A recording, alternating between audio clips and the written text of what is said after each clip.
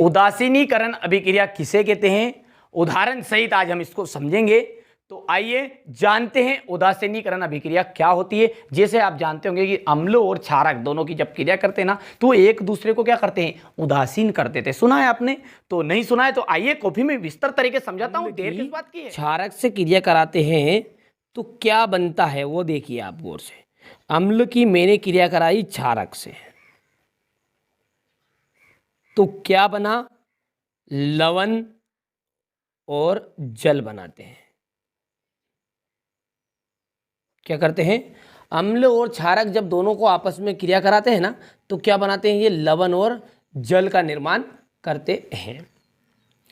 अब यहाँ पर अम्ल और क्षार एक दूसरे के साथ जब क्रिया कर रहे हैं ना, तो ये एक दूसरे को क्या कर रहे हैं, उदासीन कर रहे हैं, उदासीन कर रहे हैं। यानी कि जो एक दूसरे का प्रभाव है, उसे एक दूसरे के प्रभाव को क्या कर रहे हैं, खत्म कर रहे हैं।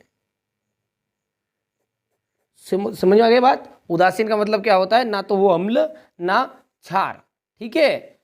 यानी कि उसका पीएच मान यदि बात करें तो 7 हो जाएगा, और 7 का पीएच मान कितना होता है, ठीक है, 7 जो होता है वो पीएच मान उदासीन का होता है, ठीक है।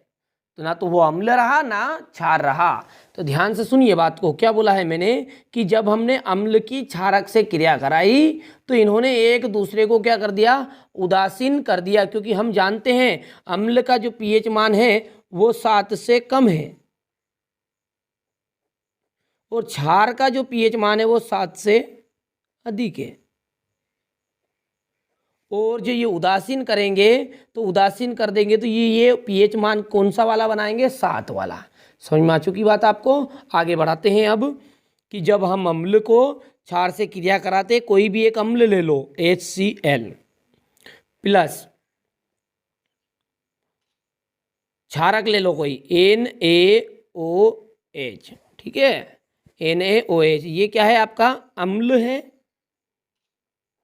और ये आपका सोडियम हाइड्रोक्साइड, यानी कि ये आपका एक क्षारक है। क्या है, क्षारक है। तो देखिए दोनों की जब मैंने आपस में क्रिया कराई तो क्या बनाया, जल, जल का निर्माण किया, यानी कि H2O। अब यहाँ से देखिए ये H और ये H2 हो गया और O ये भी चला गया, बचा क्या है, NaCl, और जिसे हम कहते हैं लवण, सोडियम क्लोराइड है ये, और हमारी भाषा में हम जिसे जानते हैं नमक के नाम से, ठीक है। तो यहाँ पर देखिए क्या हुआ, वास्तव में अम्ल ने क्षार से क्रिया करी, क्षारक से क्रिया करी तो लवण और जल का निर्माण किया। बस इस तरह की जो अभिक्रिया होगी ना, वो आपकी उदासीनीकरण कहलाएगी। अब इसके 2 एग्जाम्पल पूछ रहा है वो, ठीक है। तो 2 यहाँ पर एक और अम्ल ले लो आप, H2SO4 प्लस कैल्शियम हाइड्रोक्साइड, ठीक है, कैल्शियम हाइड्रोक्साइड CaOH2, यानी OH की ट्वाइस। अब यहाँ पर क्या निकला है आपका, जल, ठीक है। और बचा क्या है, देखिए यहाँ से देखिए H2 हो गया और O भी हो गया है। अब निकला क्या है, बचा क्या है, Ca बचा है और SO4 बचा, CaSO4। पर आप गौर से देखोगे तो H2 यहाँ पे है, 2 यहाँ पे, कितना H हो गया है, 4, तो बस 2 यहाँ पर लिख दोगे तो ये संतुलित अपने आप हो जाएगा। O भी देखिए 2 हो गया तो 2O हो गया।